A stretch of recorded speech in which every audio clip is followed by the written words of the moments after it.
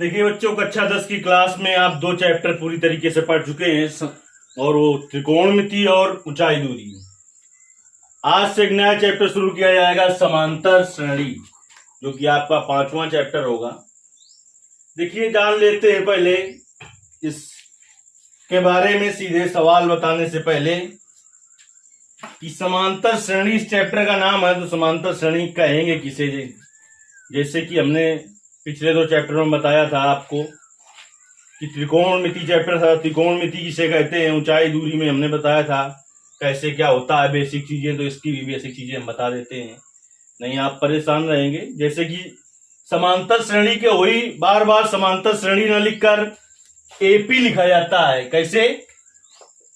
ए dot P, यानी कि AP लिखा जाता है। क्यों लिखा जाता है ये आप पूरा पढ़ते रहेंगे, हो सकता है कि टीचर बताए भी ना, बस लिख देगा बार बार की कोई सीरीज लिख देगा और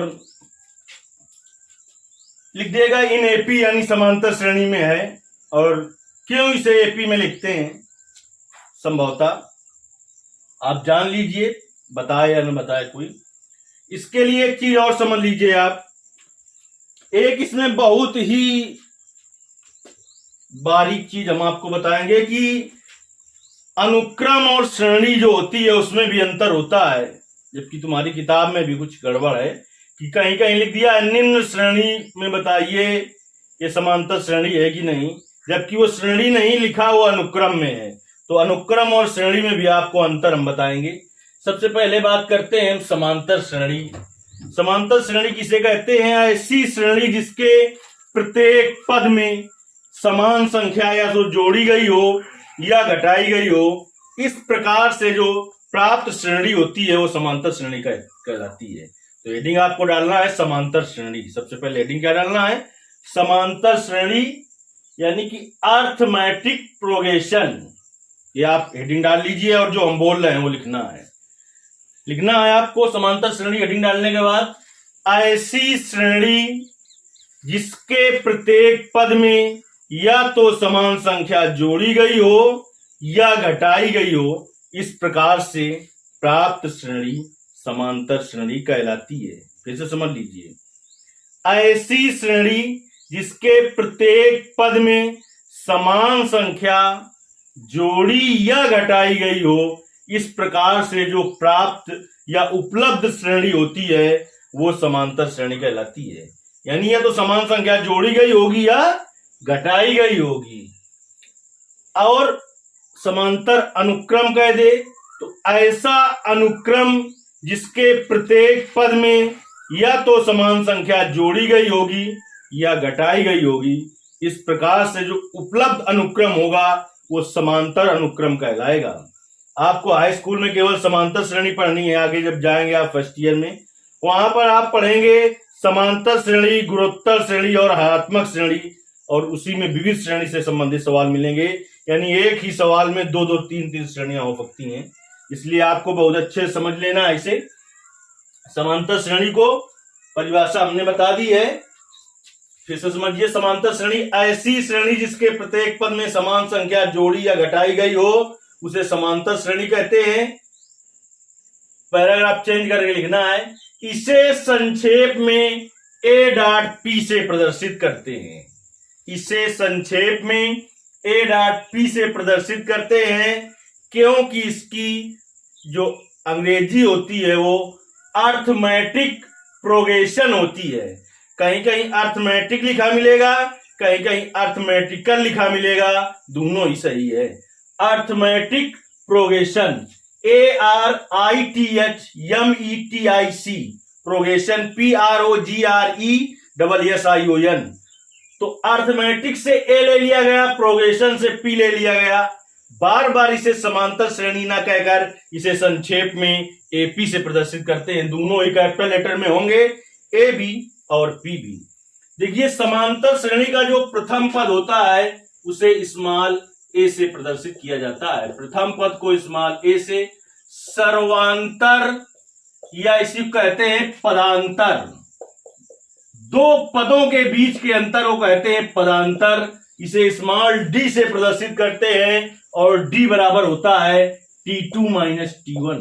यहां पर T2 क्या है, दूसरा पद, T1 है पहला पद। टर्म माने होता है पद, तो उसी से T ले लिया गया। जैसे कि लिखा है 2,5,8, तो देखिए इसमें पहला पद है ये T1 है, ये T2 है, ये T3 है। तो D बराबर होता है T2 माइनस T1। D क्या है, सर्वांतर या पदांतर है। दो पदों के बीच के अंतर को पदांतर कहते हैं। n क्या होती है, इसमें पदों की संख्या होती है। n पदों की संख्या होती है। ये सब चीजें आपको नोट करनी है। यल अंतिम पद होता है। यल क्या होता है, अंतिम पद इस श्रेणी का। अब देखिए एक बात हमने बताई थी, वो भी हम आपको बता देते हैं। अनुक्रम और श्रेणी में अंतर बहुत ही बारीकी से समझना है। जैसे कि उसी को हमने लिख दिया है 2,5,8 ... ये अनुक्रम है और समांतर अनुक्रम है। क्यों, हमने कहा समांतर श्रेणी की परिभाषा आपसे बताई कि ऐसी श्रेणी जिसके प्रत्येक पद में या तो समान संख्या जोड़ी गई होगी या घटाई गई होगी, इस प्रकार से उपलब्ध श्रेणी समांतर श्रेणी कहलाएगी। और इस प्रकार से अगर कामा लगा के लिखा है तो अनुक्रम होगा। इस प्रकार से प्राप्त अनुक्रम समांतर अनुक्रम कहलाएगा। देखिए ये समांतर अनुक्रम है कि नहीं। दो अगर बढ़ा है तो समझ लीजिए जोड़ा जा रहा है, और कम हो रहा है तो घटा है, तो समान संख्या घटेगी फिर अगर, तो होगा समांतर अनुक्रम। 2 में 3 जोड़े 5 होगा, 5 में 3 जोड़ेंगे 8 होगा। समान संख्या जोड़ी जा रही है। इसके आगे का पद लिखना हो तो 3 इसमें और जोड़ दीजिए, 8 3 11 हो जाएगा। और इसके आगे का पद लिखना हो तो 3 और जोड़ दीजिए, कितना हो जाएगा 14। कामा डॉट डॉट इसी तरीके से श्रेणी बढ़ती रहेगी। तो ये जो कामा लगा के लिखा जाता है ये अनुक्रम होता है। और इसी को ऐसे लिख दें 2 + 5 + 8 + 11 + 14 + डॉट डॉट, ये श्रेणी हो गई। तो अनुक्रम और श्रेणी में अंतर समझते हैं। अनुक्रम और श्रेणी में अंतर समझते हैं। जब बेटा कामा लगा के लिखा जाता है, लिखेंगे यहां पर, जब कामा लगा के लिखा जाता है तो वह अनुक्रम होता है। और उसी कामा की जगह प्लस या माइनस का चिन्ह लगा दिया जाए, जरूरी नहीं कि प्लस का हो, क्योंकि समान प्लस या माइनस का चिन्ह लगा दिया जाए तो वह श्रेणी हो जाती है। यह अनुक्रम है। प्रश्न ऐसा भी आ सकता है 1 नंबर का, निम्न अनुक्रम के संगत श्रेणी लिखिए, तो हो जाएगा 2 + 5 + 8 + 11 + 14 + डॉट डॉट।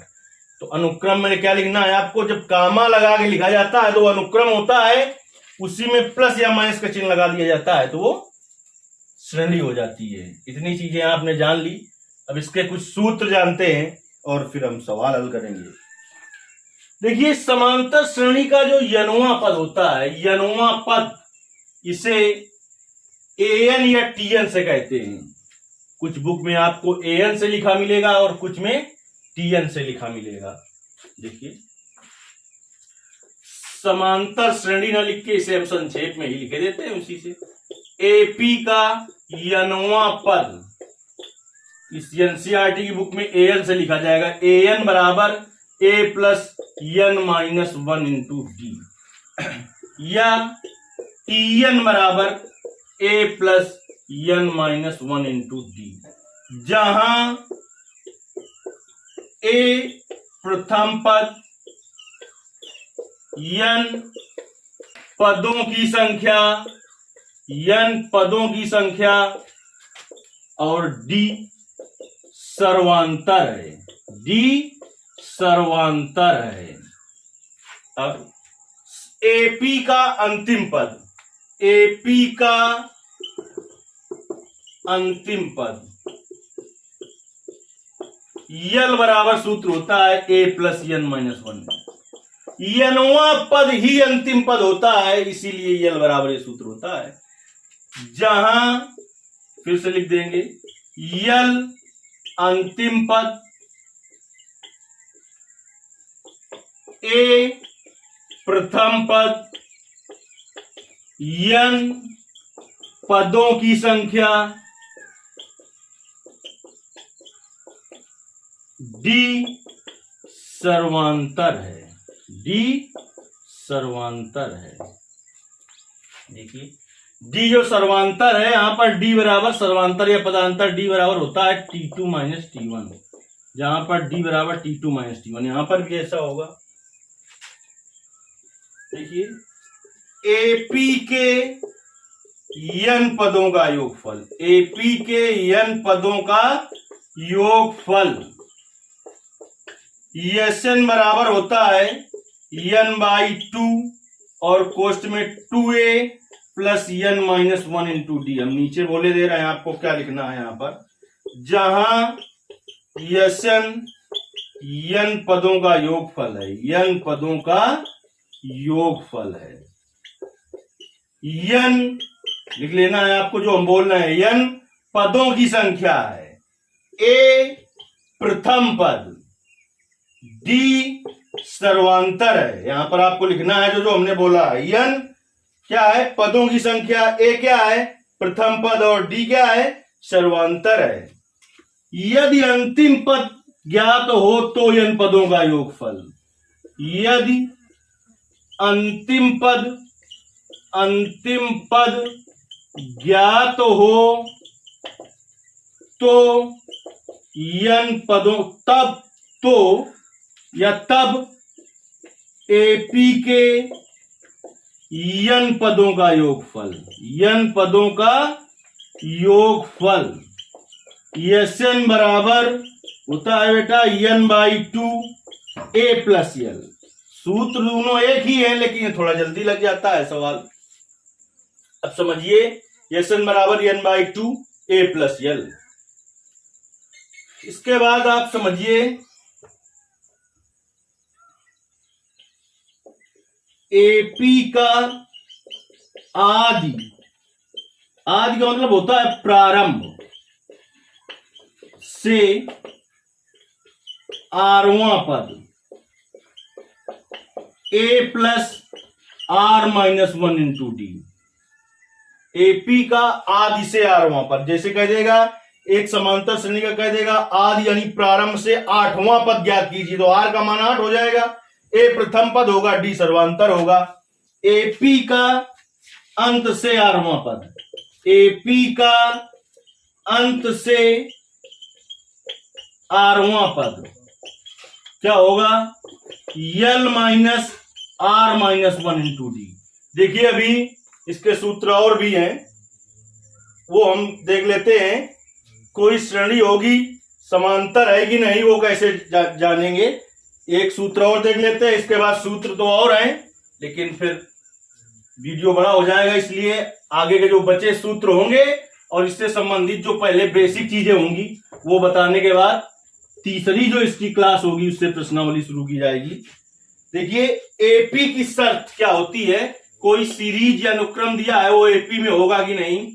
एपी की शर्त होती है T2 माइनस T1 बराबर T3 माइनस T2, इनका मान बराबर आ जाए तो श्रेणी समांतर श्रेणी होती है। किसी श्रेणी में थोड़ा और आगे तक जाना पड़ सकता है आपको, बराबर T4 माइनस T3, बाकी यहीं से काम चलेगा। चलिए इसके आगे का फिर बताया जाएगा अगली क्लास में।